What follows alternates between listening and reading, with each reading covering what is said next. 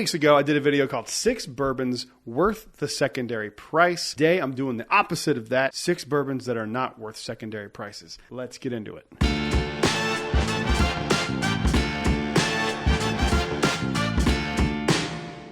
Hello everyone, welcome back to Brad's Bourbon Reviews. I'm Brad, and today I've got a fun video for you guys. Before we even get into this video, first, these are my opinion. If you've overpaid for bottles at the time, you are not alone. I have too. I did it this week. It happens to the best of us. It's gonna happen. Secondly, I am not saying that any of these bottles are bad. In fact, let me check. Not a single one of these bottles I consider to be a bad bottle of bourbon. All I'm saying is that these are not worth the price that they currently or used to fetch on secondary prices. The prices have come down quite a bit, but for one of these, I'll give an example that it used to cost, and I have seen it in the wild for $1,000. 2 of them actually. It's insanity. And number 3, this is not an endorsement of the secondary. You are an adult. You do what you think is right. You do what you think is right for your money. You do what you can afford to do, or whatever. I'm not your parent. I'm not going to tell you what to do. I don't care how you spend your money. I'm not endorsing it. I'm not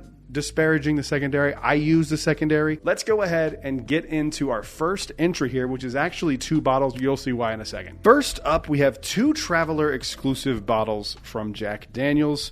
These get not like insane pricing on the secondary, but like pretty crazy. I think I spent $150 on this Jack Daniel's single barrel bottled and bond, and then I think I spent less than that. I don't exactly remember, but I see these go for quite a bit of money with the box, 150 or so, $200 maybe with the box. Here's why these aren't worth it. If you buy this bottle, the Jack Daniel's bonded, you've bought what is in this bottle 1-to-1. They are the same exact thing. The same cannot be said for this bottle, however, because this technically is a single barrel, and to me, that has more inherent value to it.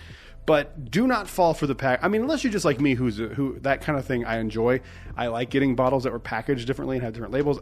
It's just the collector in me. So I get it. But if you're going just for the drink, just go get the bottle of Jack Bonded from Sam's or ABC or wherever you get your whiskey and buy that for $30-$35. You bought the same exact whiskey to drink. But like I said, this one is a single barrel, so it does have a little more inherent value to it. Plus, this one's a lot older. This was bottled in 2019. So for me, that added value to it as well. And I don't believe they make these anymore, which is not true for the other 2. They make those still. I was okay with spending money on this because I'm a big Jack Daniel's fan, and I didn't even know this existed until I saw a friend of mine reach out to me and say, hey, do you want this? And I was like, yes, please. Moving on to number 2. This one isn't going for like insane money, at least not now, but I know when it first came out, it was going for quite a bit, at least double. This one is Old Forester 1924. I do enjoy this bottle quite a bit. The problem is it's already $120, $125 if you can find it at retail, which most people couldn't in the first place. I just think that what's in this bottle is good and a little overpriced for what's in here at $120. And so since I feel that way about it at retail, I feel like I had to put this on this list because for a while these were fetching, $200-$300 on the secondary. Great bottle of bourbon, but it is just not worth $300. And if you paid $300 for it, you'd be disappointed. I know a lot of people were disappointed at $120. I was not one of those people. I actually think the bottle's pretty damn good. Moving on to number 3. Number 3 is the bottle that actually made me want to do this list, Elmer T Lee. This bottle cost me $45 through the ABC Vault program. I didn't have a ton of expectations for this bottle going into it. I knew it was kind of similar-ish to Blanton's. It absolutely is. But if you pay $500, $600, $700, $800, $900 for this bottle, you're going to be very disappointed. I don't know if I've ever seen them go for $800, but I've definitely seen them in person for $699, and I have seen them sell on secondary prices for around $500-$600. That's wild. It is a fine bottle of bourbon for $45 for what the bottle should cost versus what it does cost. There is a huge discrepancy there for what's actually in the bottle. Moving on to number 4. Another one here from the old Buffalo Trace Distillery, Weller CYPB.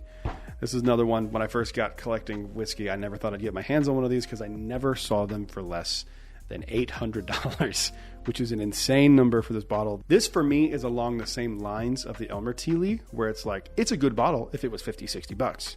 Once you go 100, 150, 2, 3, 4, $500. I saw one in person in Georgia. I made a video on it. It was hilarious. Bruzel actually went to the same liquor store that I did. I don't think they allowed him to film. And that exact store was the store I saw this bottle sitting on the shelf for $999.99. Don't pay that for this bottle. This is an all-day buy at 50, 60 bucks. Even if it wasn't rare, it's just a good solid bottle. But with the rarity, I would probably pay, most I'd pay for this would be like 150, 200 bucks, maybe if I needed another one and I really wanted it and like they were just continuing it or something like that. But it is not worth those high secondary prices it was going for. I know those prices have come down substantially, but still I'm going to stick by it and say that this is not worth that price. Moving on to number 6. Next one here is the good old Van Winkle Special Reserve 12-year Lot B. But I'm putting this for all of the Pappy Van Winkle lineup. I would say this is all of the Van Winkles fall under this umbrella for me. Pappy Van Winkle is a very good, very good, very, very, very, very good bottle of bourbon. It is not $2,500 good. These do not go for quite that price. These go for around $750. That is still an insane price to pay. It is just simply not worth that. For me personally, you do you. If you have that kind of money to spend, God bless you. Again, I don't have thousands of dollars to spend on bottles. I would never pay. I might actually one day buy a bottle for like $2,000. So I can't say that, but I would never pay that for these. There are some aspects of whiskey collecting that just make something more inherently rare. If they don't make a lot of it, I understand. If it's a one-off, I totally understand. But these are released every single year. They're only going to be making more of it as time goes on. If you can wait.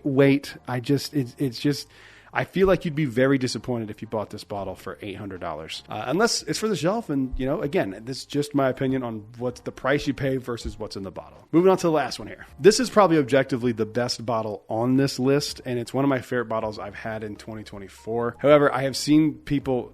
Again, prices on these have come down a lot versus when this bottle first came out. Part of the craziness of the release and, people scrambling to get their hands on it was the reason for the crazy prices. But I saw bottles going for $900 of this, and I'm talking about Russell's 15. This is a great bottle of bourbon. It's one of my favorites of the year. I'm very surprised how much I actually like it because I didn't even want one because I was so turned off by the 13, which I know is controversial. I know. This is just, it's another one of those things for me where it's like the 1924. It's already expensive and to have to pay double, 3 times, 4 times what it actually costs to get this thing is not worth it. Now, again, if you want it for the shelf or you want to complete a collection or you're just a big Wild Turkey fan and you want it and you're cool paying that, awesome. My opinion, it is not worth that crazy, crazy price. It's not $600 good, but that's just my opinion. And I'm a dumbass who bought a $150 bottle of the Jack Daniel's Gold number 27. So what do I know? Well, that's the video, everybody. Thank you all for watching. Leave a comment down below. Leave a like. If we can get to 2,500 subscribers by the end of 2024, I'm going to do a 3 allocated bottle giveaway. So make sure you subscribe, share it with your friends, leave a like, comment down below. What is a bottle that you think is not worth secondary prices? I will see you guys on the next one. Until then, cheers.